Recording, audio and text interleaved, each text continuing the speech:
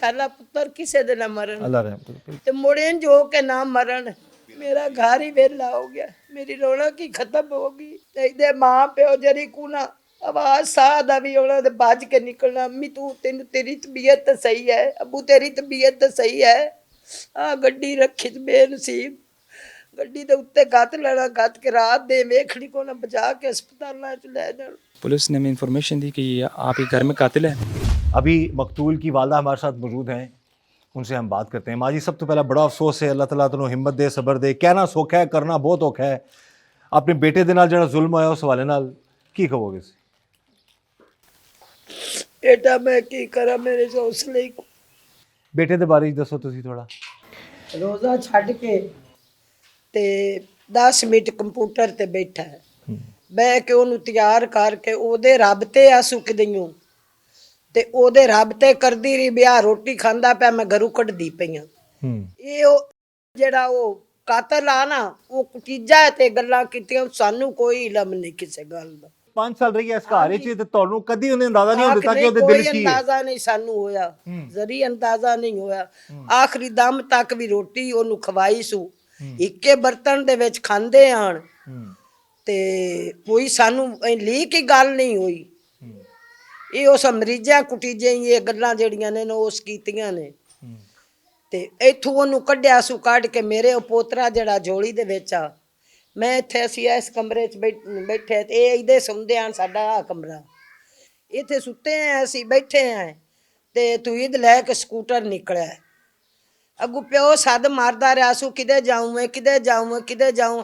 अल्लाह जाने कोई hand free लाई आसू या स्कूटर दे खड़क तो नहीं आवाज सुनी जी ओनू, वो भाग गया। जिसो भाग गया मैं बाहर निकली, मुंडा मेरी झोली में सह गया। इथों मैं निकली तो इतने बरांडे च खड़ी है। मैं क्या मरियम आ छोर सह गया मेरे को ये घत ला ते तू ईद किदे गया है?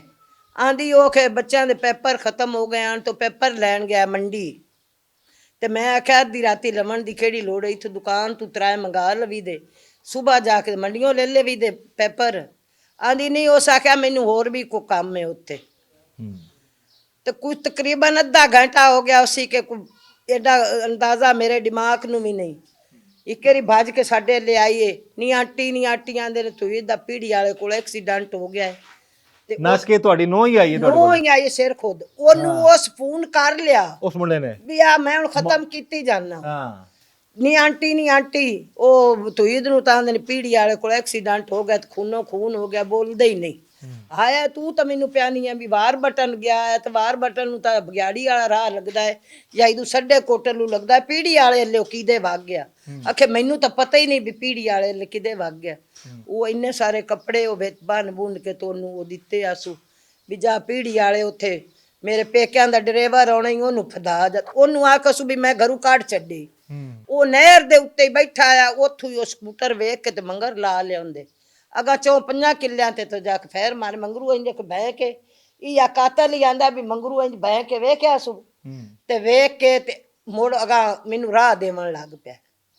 ते उस समय दोस्त ने मारती उन्हें गोलियां ते सारी उस गल समय नजदीक हो गया, नजदीक होया मैं उन्हें फैर मार। यही साडा है या असीं बीमार हो जाना, सानू बजा के ले जाना हस्पतालों का, दिल वालियां दा, शुगर वालियां दा, सब दा ख्याल रखदा सी। ओनू सारा पता साडे साडी हर शे दा। इनू तो बेचारे नू इथों मंडी दा नहीं पता, बाजार विच सौदा लवन दा। वालदा यही बता रही हैं कि वो सारे घर की जिम्मेदारी उसके ऊपर थी, हर किसी का ख्याल रखता था। वालदा क्या, वालिद क्या, बहन क्या। नहीं साला पुत्र किसे दे ना मरण ते मुड़े जो के ना मरण। एडी बड़ी और परेशानी, ये जो तकलीफ दुख जो कर्ब है ना, बड़ी नहीं किसे। जो माँ ये सह रही है, जो ये बर्दाश्त कर रही हैं, तो हीद के घर वाले, वालिद, बहनें, घर वाले, ये किसी दुश्मन को भी अल्लाह ताला ये घर ही वेला हो गया, मेरी रौनक ही खत्म हो गई। इहदे मां प्यो जरी को ना आवाज साह दा भी होना ते भज के निकलना, अम्मी तू तेन तेरी तबीयत तो सही है, अबू तेरी तबीयत तो सही है। आ गड्डी रखी बेनसीब गड्डी दे उत्ते गत लेना, गत के रात दे वेखनी को ना बचा के अस्पताल च ले जाना। प्यो दा बाईपास होया। अब ये वालदा की जो सिसकियां हैं, जो आंसू हैं, छोटा बच्चा साल दा पर रमजान विच पैदा हो गई, दूसरी बेटी 2 सालां दी, आ मेरे कोल जड़ी बैठी रही 3 सालां दी।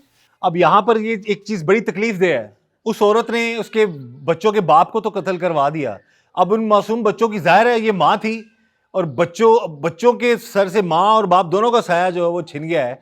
अच्छा, बच्चियां नाल प्यार करदी सी, बच्चियां ਦਾ ਖਿਆਲ ਰੱਖਦੀ ਸੀ? ਬੱਚਿਆਂ ਦਾ ਪਿਆਰ ਇੰਜ ਕਰਨਾ ਵੀ ਰਾਤ ਇੱਥੇ ਮੇਰੇ ਕੋਲ ਸੌਂ ਜਾਣਾ, ਉਹਨੇ ਸੋਤੇ ਫੀਡਰ ਪਿਵਾਉਣੇ। ਅੱਛਾ।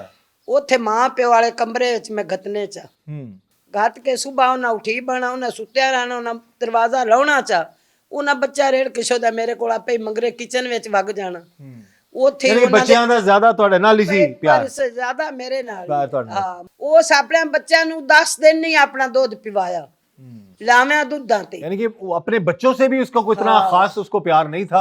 दादी बता रही हैं कि बच्चे भी इनके साथ ही ज्यादा उनका जो है लगाव था। उन जी ਤੁਹਾਨੂੰ ਅੱਲਾਹ ਤਾਲਾ ਹਿੰਮਤ ਦੇਵੇ ਜੀ, ਇਹਨਾਂ ਮਾਸੂਮ ਬੱਚਿਆਂ ਨੂੰ ਇਹਨਾਂ ਨੂੰ ਪਾਲਣ ਦੀ, ਇਹਨਾਂ ਦਾ ਖਿਆਲ ਰੱਖਣ ਦੀ ਅਸੀਂ ਇਹੀ ਦੁਆ ਕਰ ਸਕਨੇ ਆ। और यही इंशाल्लाह उम्मीद भी कि ਤੁਹਾਡੇ ਬੱਚੇ ਦੇ ਕਾਤਲਾਂ ਨੂੰ इंशाल्लाह सजा जरूर लभेगी, जरूर सजा होवे। किसी के साथ भी ऐसा जुल्म ना हो जी, किसी के घर में ऐसा सानेहा ना हो जो इस घराने को जो है जिसका सामना करना पड़ा।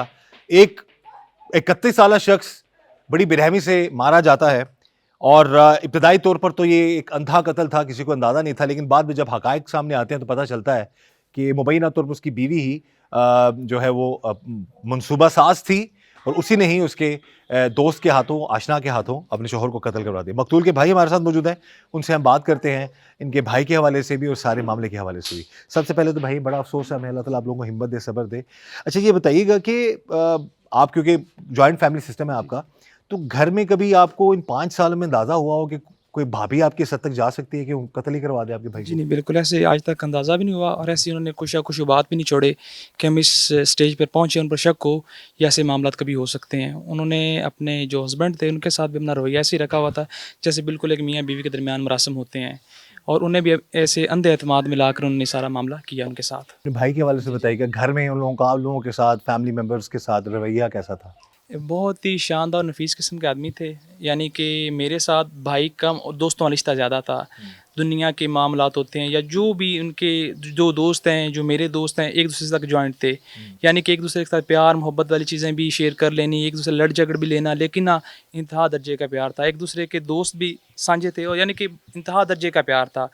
यानी कि मेरा जो पहला दोस्त था वो मेरा भाई था और उसी से मैंने बहुत कुछ सीखा है, यानी कि इन फ्यूचर लोगों से मिलना, चीज़ें मैनेज करनी, या मतलब कि मेरे लिए वो मशग़िल राह समझ लें आप। यानी कि अच्छा ये जो कातिल है, इससे कभी आपके भाई के कत्ल से पहले मुलाकात हुई हो, कभी आमना सामना हुआ हो? ये कैसा इसका आपके भाई के साथ दोस्ती थी और कैसा ये बज़ाहिर नज़र आता था? सर ये एक दफ़ा हुई, वो भी इधर बाहर आए थे, उनके साथ इनको काम था तो इस्लाम तो आई है, मतलब कि तकरीबन 10-15 मिनट उनके पास बैठा रहा हूँ, लेकिन ऐसा बिल्कुल उनके काफ़ी इज़्ज़त के साथ उन्हें ये भाई कह के मतलब मुखातिब करते जो जिन्होंने कत्ल किया है भाई को। तो आज तक उन्होंने शक भी, उन्हें ऐसे ही कहते थे आप मेरे बड़े भाई हैं और जो आपके घर वाले हैं मेरे यानी कि काबिल इज़्ज़त मेरी बहनों जैसी हैं, मतलब कि क्योंकि उनके जो ससुराल वाले थे उनका काफ़ी पुराना ताल्लुक़ था और इसी बिना पर यानी कि वो भाई के नज़दीक आए थे। जब भी पोस्टमार्टम हो रहा था, क्या उस वक्त आप को भाभी पे या उस दोस्त पे शक हुआ कि उनकी हरकत और सकनात थोड़ा सा, वो कहते हैं कि कोई शख्स ऐसी कोई हरकत कर बैठता है जिससे शक चला जाए कि अब ये घबरा रहा है या डर रहा है? पहली बात, हम उस टाइम हॉस्पिटल थे, बाकी जो उनकी बीवी थी उधर घर थी, तो गम और तकलीफ इस हद तक थी कि इस ज़हनी जो नहीं जा सकता, नहीं, यानी कि आप सोच भी नहीं सकते चीज़ों के बारे में। सिर्फ यही था भी हो क्या गया, यानी कि एक अनइमेजिनेटिव चीज़ सामने तो आ जब गई। आपको पता चला जी जी कि कातिल कोई और नहीं है, जी जी वो आपकी भाभी मनसूबा साज है और वही मुबैना तौर पर कातिल है और उसका दोस्त है, तो ये आपको कैसे पता चलता है और उसके बाद के क्या मामला? पुलिस ने हमें इंफॉर्मेशन दी कि ये आप ही घर में कातिल है,